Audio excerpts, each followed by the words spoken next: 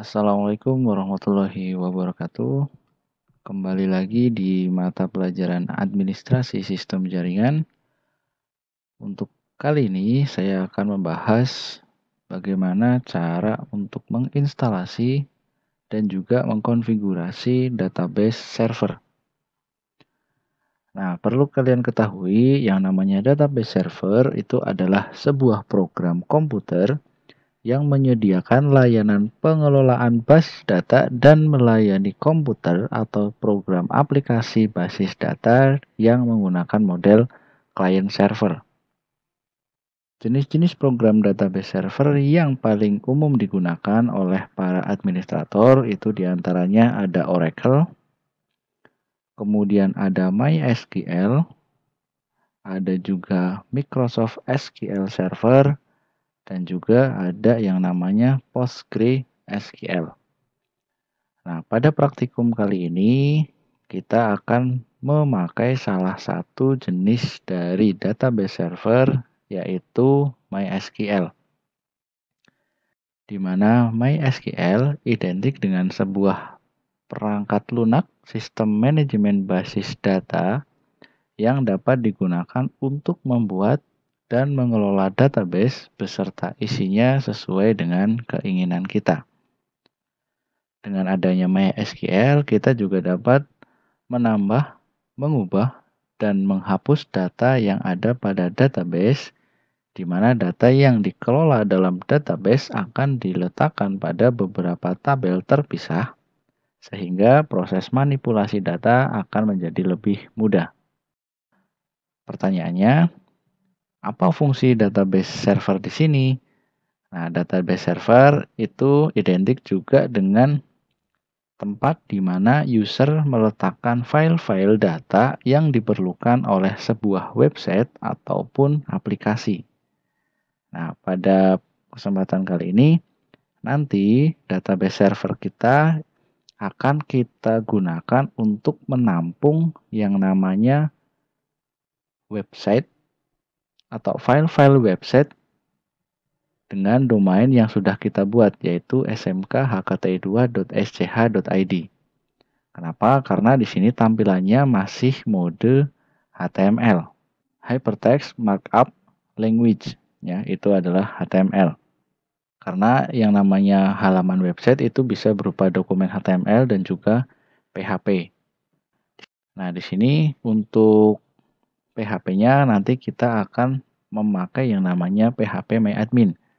Itu merupakan aplikasi berbasis PHP yang berguna untuk pengelolaan administrasi database MySQL berbasis GUI melalui WWW atau kepanjangannya World Wide Web.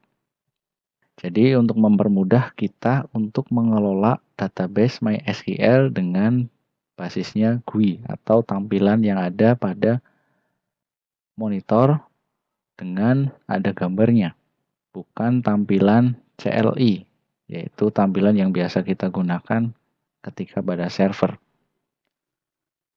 Oke, kita langsung saja untuk instalasi dan konfigurasi database servernya. Kita buka dulu untuk server yang kita sudah siapkan di sini. Jangan lupa di sini itu untuk konfigurasi klien dengan server itu sudah terhubung, di mana terhubungnya itu menggunakan DHCP server. Ini masih mengikuti praktikum sebelumnya, jadi masih ada urut-urutannya. Jadi jangan sampai ketinggalan untuk konfigurasinya. Jika kalian masih belum begitu paham untuk konfigurasinya, silahkan nanti bisa dilihat video untuk mengkonfigurasi atau menghubungkan komputer klien dengan server menggunakan DHCP server. Oke, sebelum instalasi kita masukkan dulu DVD binary satunya karena paket database server itu ada pada DVD binary 1. Klik device, optical drive, kemudian kita pilih DVD 1. Klik force unmount. Kita ketik perintah apt cd-room 8. Enter. Selanjutnya apt get update. Sudah diupdate. Selanjutnya kita ketik perintah untuk menginstalasi paket aplikasi database-nya. Apt get install MySQL server. Selanjutnya ada php myadmin. Seperti yang tadi kita sudah singgung, untuk bisa mengelola MySQL berbasis GUI, kita butuh php myadmin. Ini perintahnya apt get install MySQL server, kemudian php myadmin. Tekan enter. Do you want to continue? Tekan enter saja langsung. Di situ akan proses instalasi konfigurasinya. Nah, selanjutnya di sini kita disuruh untuk memasukkan password MySQL root-nya yang nanti bisa kita gunakan untuk login MySQL. Kita buat mudah saja 1 2 3 4. Diingat-ingat ya. Oke. Kemudian ketik ulang lagi 1 2 3 4. Pada proses penginstalasian database server, di situ akan muncul Debian, GNU, dan sebagainya. Kemudian di sini minta DVD binary 2 untuk dimasukkan. Nah, di sini kita tinggal masukkan saja device, optical drive, kita pilih DVD 2. Pilih force unmount. Jika sudah dipilih, jangan lupa tekan enter. Pada tampilan configuring php myadmin, kita bisa pilih no saja.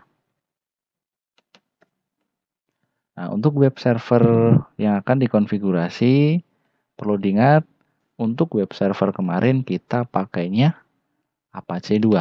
Nah, ini. Jadi kita kasih tanda pada Apache 2. Dengan tekan tombol spasi, kemudian jangan lupa tekan enter untuk memilih OK.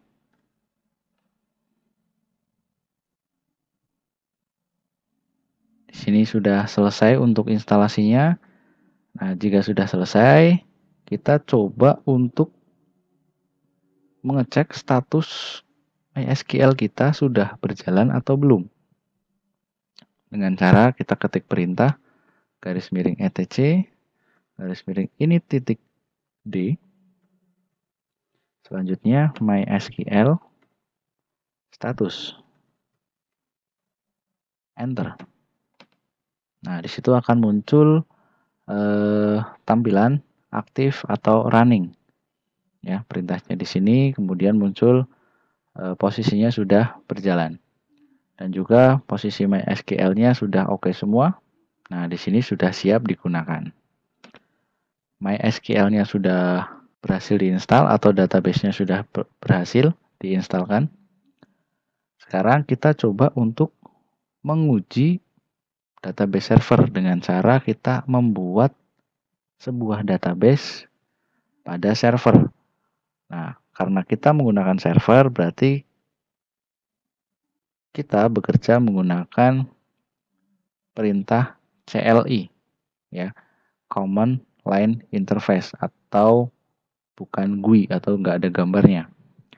Nah, untuk bisa masuk ke MySQL atau kita login ke tampilan MySQL-nya, kita ketik perintah MySQL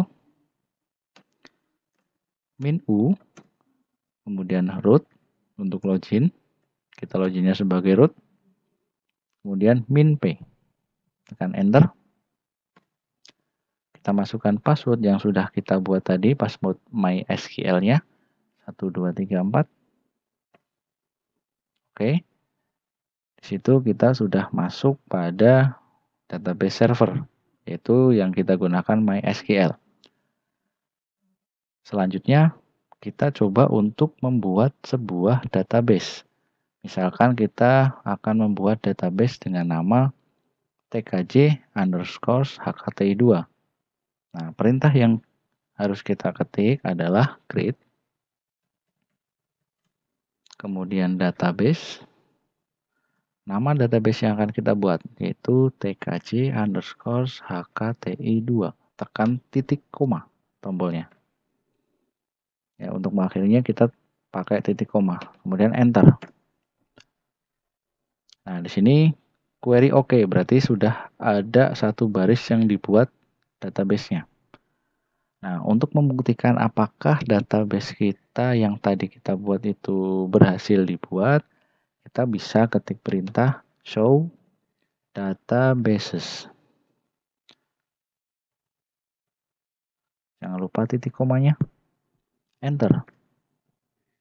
Nah, di sini sudah terlihat database yang sudah kita buat, yaitu namanya tkj_hkti2.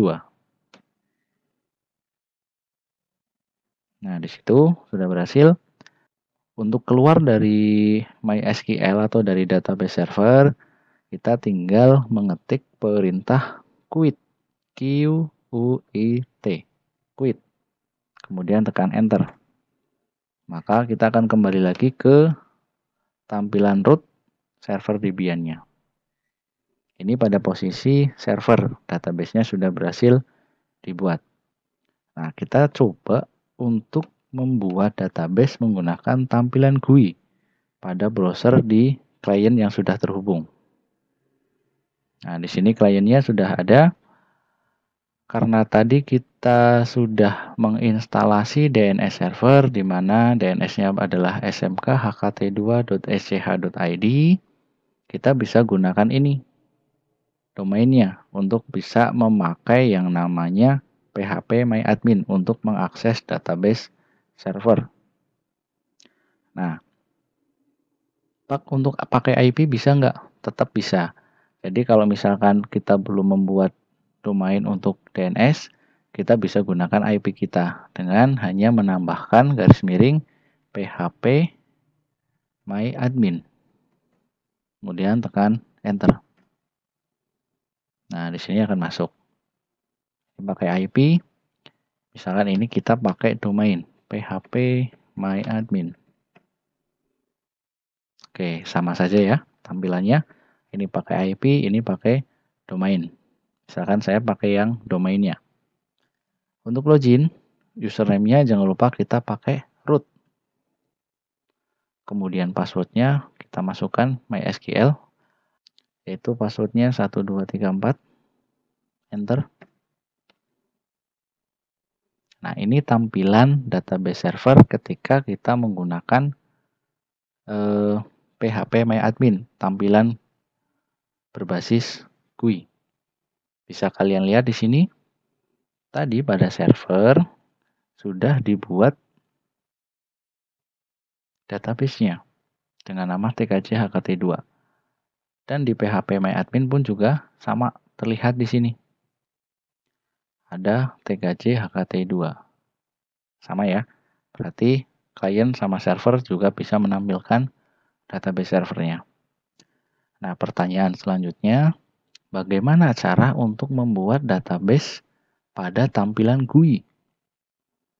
Nah, langkahnya adalah klik pada tab database, kemudian pada create database, silahkan nanti bisa isikan database yang akan kita buat. Misalkan kita buatnya ASC_hkt2. Ketik, jika sudah selesai, langsung saja klik create.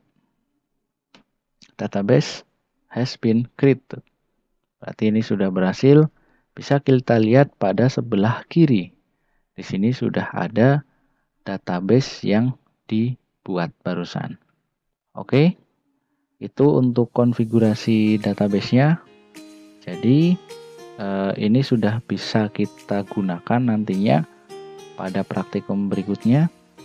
Jangan sampai ketinggalan. Untuk materi praktikum sebelumnya diinstalkan dulu supaya pada konfigurasi selanjutnya bisa sukses terus. Oke, sampai di sini dulu untuk materi praktikum database server. Semoga kalian bisa paham. Nah, jika belum, bisa komen ya, ataupun hubungi saya via Japri. Oke, sampai di sini dulu untuk penjelasannya. Saya akhiri. Wassalamualaikum warahmatullahi wabarakatuh.